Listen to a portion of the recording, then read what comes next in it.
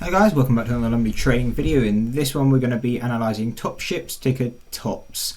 Reason for this, again, a big leading gapper, was a big gapper yesterday as well.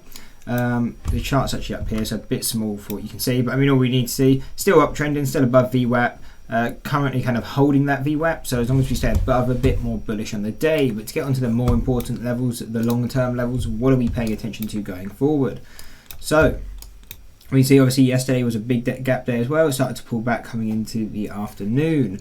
If we continue to push up today, kind of $5.95 slash kind of $6, this is going to be a heavy resistance. Now keep note of this, because if we hit this level, it wouldn't be unlikely to see what happened yesterday, where we kind of hit that level and then we kind of pull back. Again, it wouldn't be unlikely to see that today if we hit $5.95, because again, the way we use these levels, the first time you hit it, expect a pullback. If you come back to retest it, expect it to break, and what we're waiting for is a break above, come back to retest it as a support, and if it can hold, we then expect to move to our next deviation, which would take us to 8.25. Going through there would be 11.58.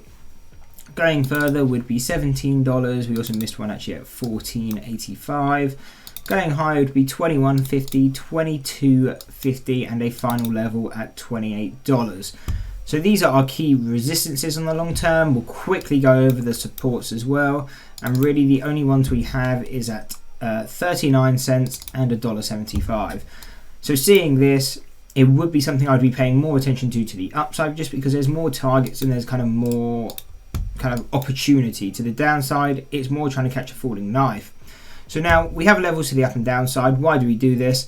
This is so my bias, if I do have one, doesn't affect you as a viewer, and whatever your opinion on it, if you're more long bias on it or you're more short bias on it, you have levels. If you're short bias, obviously you're paying attention to the 175 and the 38 cents. On the other hand, if you're long bias, you have all these resistances to pay attention to. Now, how do we use these levels, or at least how do I use these levels? So these are just levels where you expect big volume to come in. So knowing that, we know most likely algorithms are going to trigger at these levels. So coming into this level for the first time, you expect a pullback. That's what we would be looking for, a pullback. And the way I usually trade these is, you know, when you're in the money by quite a bit, move our stop to break even, maybe lock in a bit of profits. And then if the move continues down, because again, this is a pullback at a minimum, sometimes it can be the reversal. So if it's a reversal, we want to stay in with still a good size for the bulk of the move. So that's how we trade it. On the other hand, if it's just a pullback, we lock in a tiny bit of profits. We move our stop to break even, and if it flips the other way, then cool, we get out with a small win or a break even trade. Then what we're waiting for then is a break above this level, come back to test it as a support, and if it holds, good chance we continue higher. So if this level holds, my target then goes to 8.25, and again, then the same pattern that I look for repeats itself. Pullback, maybe a reversal, so again, locking some profits, move stop to break even, trade the move down. If we come back to retest it, looking for that break above, come back to test it as a support and hold, going longer again. Again, obviously, always be cautious of big fundamental news. If you see big fundamental news, that can it will override technicals.